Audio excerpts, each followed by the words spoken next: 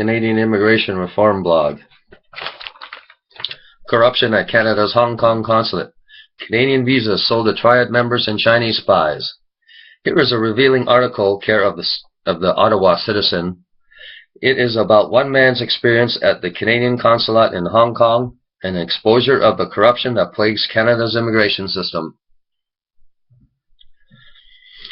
This was written in the Ottawa Citizen, published Monday, August 25, 2008. For Canadian diplomat Brian McAdam, it wasn't that he had uncovered the lucrative sale of Canadian visas during his posting at Canada's Hong Kong Consulate. Both Canadian and Chinese consular staff, he says, were selling visas to members of the Chinese Mafia and Communist China's intelligence service. The price, he heard, ranged from $10,000 to $100,000 per visa.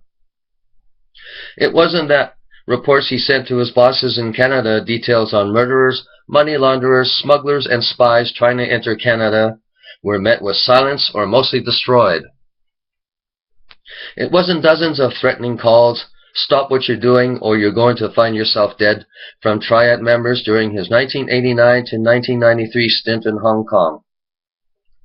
What finally broke him down, he says, was the incredible feeling of betrayal from my colleagues. I worked with these people for so many years.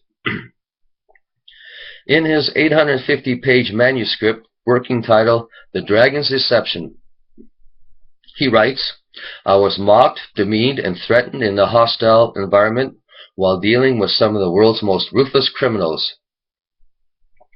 Staff in both Hong Kong and in Ottawa gave copies of my confidential reports about some of the criminals to the gangsters themselves.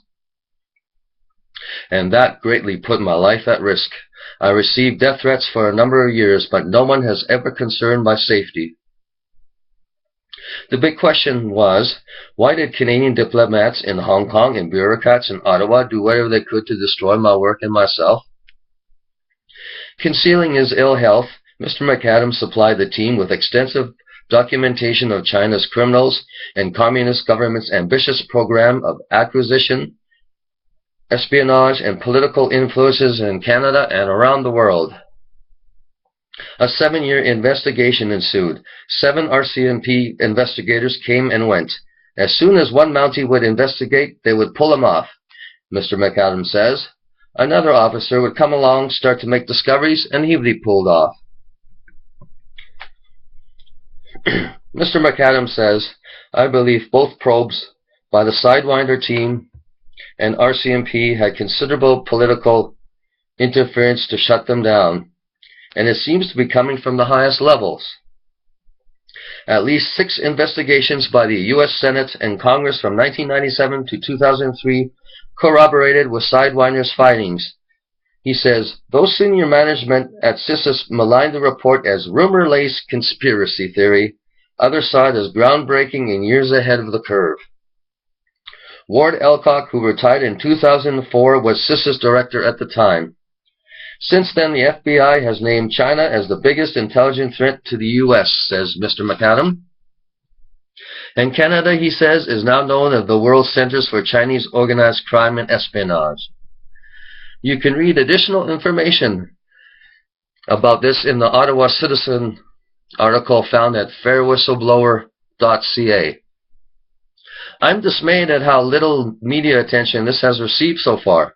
Canada's national security is being undermined at the Hong Kong Consulate, yet nearly a peep out of Toronto's progressive news media.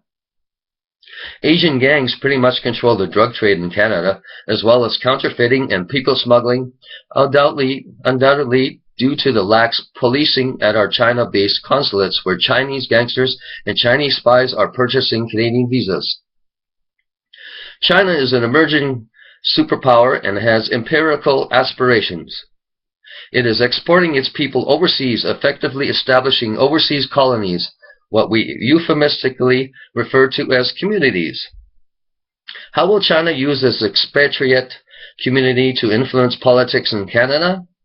Given Canada's multicultural domestic policy and the newfound Chinese pride that was on display during the Beijing Olympics, should we be so shocked that the Chinese living here in Canada are more loyal to Beijing than Ottawa? This is one of the problems of bringing in too many people from one source country. Because of the size of China's population, a systematic bias is at play in Canada's immigration system, which allows so many of them into the country. It's not that Canada needs so much Chinese immigration over, say, South African immigration. It's that there are so many applying.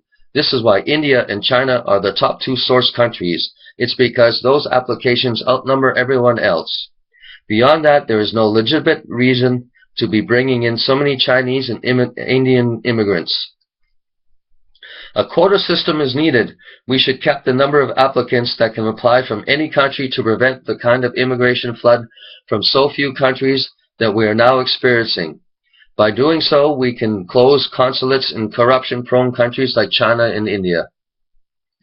What is so disconcerting about this scandal is that it's being hushed up and allowed to go on when John Chrétien was in Prime Minister's office. Incidentally, he recently criticized Stephen Harper for skipping for the opening ceremonies at the Beijing Olympics. It makes you wonder what was going on during the Chrétien years. It also makes you wonder if such behavior is at work at other Canadian consulates. If it is, then who is guarding our country's borders? I have to say I am not surprised that this is happening in China. The Chinese cannot be fully trusted, and we need to approach that country by caution.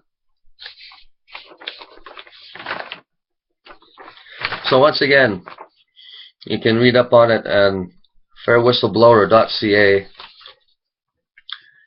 Just http://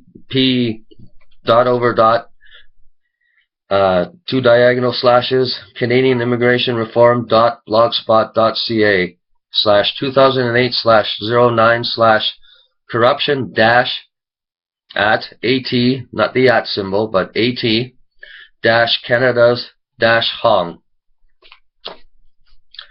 And next video will be about